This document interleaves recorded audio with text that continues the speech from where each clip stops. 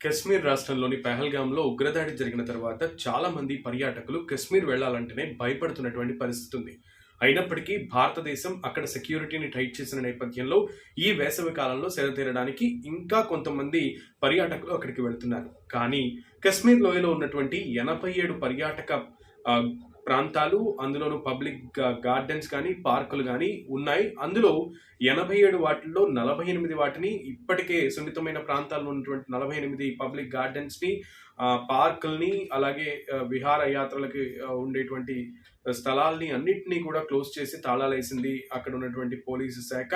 So త్వరలో ఇంకొన్ని వాటిని కూడా మూసివేసేటువంటి ప్రణాళికతో అక్కడి పోలీసులు ఉన్నారు. సో అక్కడి అధికారులు ఆ విధంగా ఏర్పాట్లు చేస్తున్నారు. దయచేసి ఇది గుర్తెరిగి జమ్మూ కశ్మీర్ కానీ పర్యటనకు వెళ్ళాలి, ఈ వేసవిలో సేద తీరాలి అని ప్లాన్ చేసుకుంటున్న వాళ్ళు దానికి అనుగుణంగా ప్లాన్స్ వేసుకోవాలని, అండ్ ఇప్పుడు ఉన్నటువంటి పరిస్థితుల్లో కశ్మీర్లో పర్యాటకం అంత సజావుగా సాగేటువంటి పరిస్థితి కూడా ఉండదు కాబట్టి ఈ విషయాన్ని మీకు తెలియజేస్తున్నాను.